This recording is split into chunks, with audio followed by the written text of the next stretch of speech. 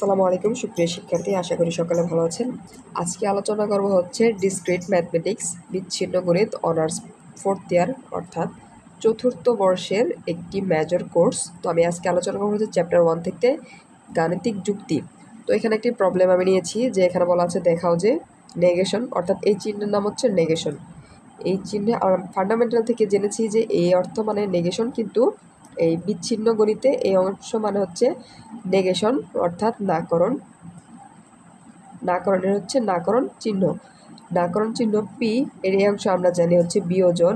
আবার এখানে বলা আছে নাকরণ পি, এটা হচ্ছে সংযোজন, এটা হচ্ছে বিয়োজন, এটা হচ্ছে সংযোজন। আমি এখানে হাইলাইট করে দিচ্ছি, এটা হচ্ছে বিয়োজন। বিয়োজন আর এই চিহ্নের নাম হচ্ছে সংযোজন। সংযোজন তাহলে সংযোজন কিউ এবং নেগেশন পি, সংযোজন নেগেশন কিউ যৌক্তিকভাবে সমতুল্য। অর্থাৎ আমাদের দেখা হতে হবে এই অংশ এবং এই অংশ যৌক্তিকভাবে সমতুল্য।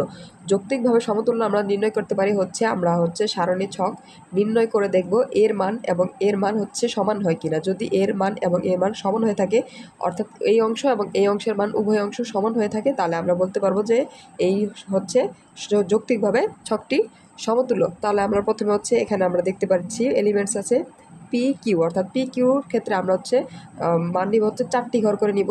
আমরা হচ্ছে প্রথম বর্ষের ফান্ডামেন্টাল থেকে জানতে পারি যে পি কিউর জন্য 4টি করে, এবং যদি আরেকটা এলিমেন্টস আর থাকতো আমরা হচ্ছে 8 ঘর করে নিতাম। তাহলে 4 ঘরের ক্ষেত্রে আমরা সারণী ছক এখন আমরা লিখব সমাধানে যে নেগেশন পি বিয়োজন নেগেশন পি সংযোজন কিউ এবং নেগেশন পি সংযোজন নেগেশন কিউ এর সারণী ছক গঠন করি। তো আমরা এখন সারণী ছক গঠন করে নিব। তো সলিউশনের সুবিধার্থে এখানে আমি ছক করে নিয়েছি। তো প্রথম অংশে আমরা লিখব হচ্ছে এখানে পি এলিমেন্টস পি।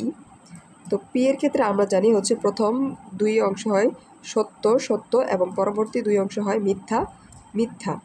অর্থাৎ প্রথম 2 অংশ সত্য, তার পরবর্তী অর্থে মিথ্যা। তো আমরা যদি এখানে ঘর করে নেই, তাহলে তার পরবর্তী এলিমেন্ট হচ্ছে কিউ। তো কিউর ক্ষেত্রে আমরা লিখতে পারি, কিউর ক্ষেত্রে আমরা মান জানি প্রথম হচ্ছে সত্য, তারপর মিথ্যা, তারপর সত্য, তারপর হচ্ছে মিথ্যা। তো আমরা লিখে দিলাম সত্য মিথ্যা এবং সত্য মিথ্যা। তো আমাদের যেহেতু এখানে নেগেশন পি এবং নেগেশন কিউ রয়েছে, তো আমরা 2টি ঘর নিয়ে নেব। একটা হচ্ছে নেগেশন পি এর জন্য, আরেকটা হচ্ছে নিয়ে নেব নেগেশন কিউর জন্য।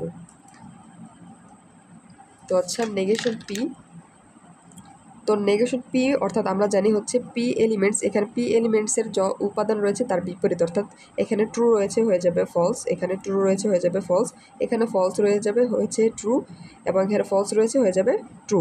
এবং নেগেশন কিউ এর ক্ষেত্রে আমরা জানি হচ্ছে কিউ এলিমেন্টসের সকল উপাদানের বিপরীত মান হয়ে যাবে। তাহলে এখানে ট্রু রয়েছে হয়ে যাবে ফলস, এবং এখানে ফলস রয়েছে হয়ে যাবে ট্রু, এখানে ট্রু হয়ে গেছে ফলস, এবং এখানে ফলস হয়ে যাবে ট্রু।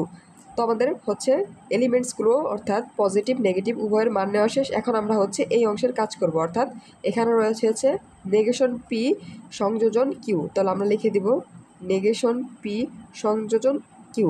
এখন আমরা সংযোজন মানে কি জানি? আমরা জানি সংযোজন মানে শুধুমাত্র হচ্ছে সংযোজনের ক্ষেত্রে যখন সংযোজন হয়, সংযোজন এটা হচ্ছে সংযোজনের চিহ্ন, যখন সংযোজন হয় তখন কি হয়, শুধুমাত্র সত্য মিলে সত্য হয়ে যায়, বাকিগুলোর ক্ষেত্রে হয়ে যায় মিথ্যা।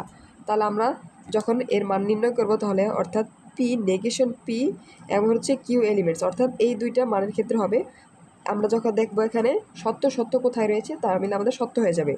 তো এখানে আমাদের শুধুমাত্র এই অংশে সত্য রয়েছে, তাহলে আমাদের এই ক্ষেত্রে হয়ে যাবে সত্য। বাকি এখানে মিথ্যা সত্য মিথ্যা সত্য মিথ্যা, অর্থাৎ বাকি ক্ষেত্রে এই সত্য ছাড়া বাকিগুলো আমাদের মিথ্যা হয়ে যাবে। তাহলে লিখে দিলাম মিথ্যা এবং মিথ্যা। তো আমাদের এখানে কাজ শেষ এই অংশের।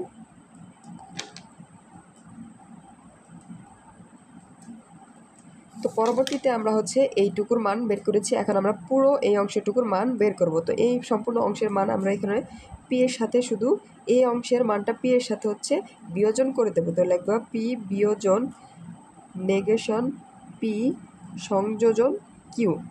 তো আমরা হচ্ছে নেগেশন পি সংযোজন কিউ এর মান পেয়েছি, এর সাথে বি বিয়োজন করব। তো বিয়োজন ক্ষেত্রে আমরা কি জানি, বিয়োজন এটা হচ্ছে বিয়োজনের চিহ্ন। তো বিয়োজনের ক্ষেত্রে আমরা জানি শুধুমাত্র ফলস এবং ফলস মিলে ফলস হয়ে যায়, বাকি সব ক্ষেত্রে ট্রু হয়ে যায়। সংযোজনের ক্ষেত্রে ট্রু ট্রু মিলে ট্রু হয় এবং বিয়োজনের ক্ষেত্রে হচ্ছে ফলস ফলস মিলে ফলস হয়ে যায়।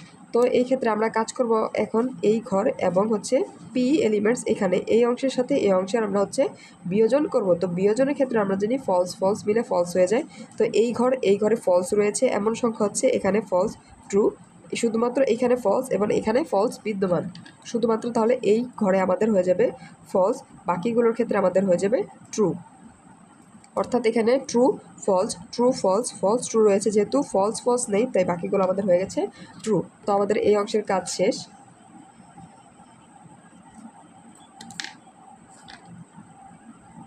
তো এখন আমাদের বাকি রয়েছে কি, এই অংশে হচ্ছে এই অংশের সম্পূর্ণ অংশের নেগেশন রূপ, অর্থাৎ আমরা হচ্ছে এই অংশ বের করেছি, অর্থাৎ এই অংশের নেগেশন বের করব। তো নেগেশন বের করতে হলে আমাদের এই অংশের অর্থাৎ যা রয়েছে তার বিপরীত মানটা বসাতে হবে। তাহলে আমরা যদি বের করি নেগেশন পি হচ্ছে বিয়োজন নেগেশন পি সংযোজন কিউ, তাহলে এর মান বের করতে হলে আমার এই অংশের হচ্ছে বিপরীত মান অর্থাৎ নেগেশন না করার মান। তাহলে এখানে রয়েছে ট্রু হয়ে যাবে ফলস, এই অংশে রয়েছে ট্রু হয়ে যাবে ফলস, এই অংশে ট্রু হয়ে যাবে ফলস এবং এই অংশে ফলস হয়ে যাবে ট্রু। তাহলে আমাদের সম্পূর্ণ এই অংশের মান বের করা শেষ। এখন আমরা এই অংশের মান বের করব। তো এই অংশের মান যদি আমরা বের করি, এই অংশটি আমরা ক্লোজ করে নিব।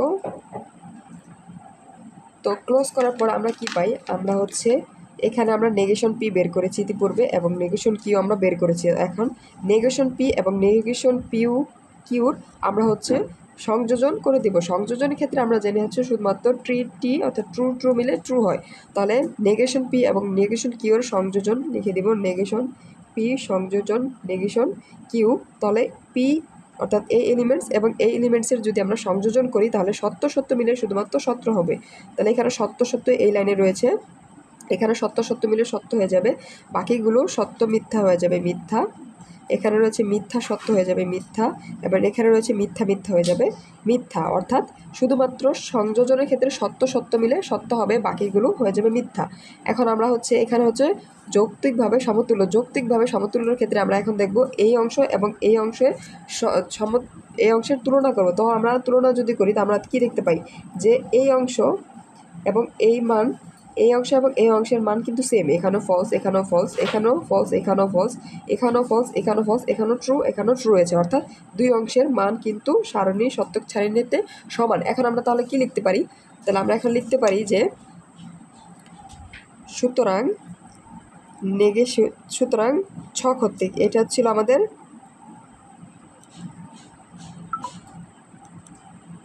লিখতে পারি হচ্ছে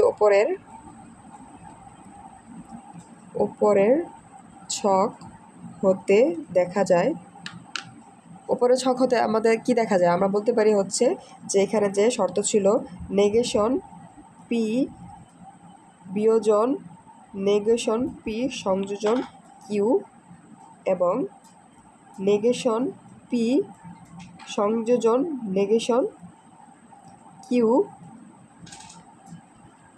এর যৌক্তিকভাবে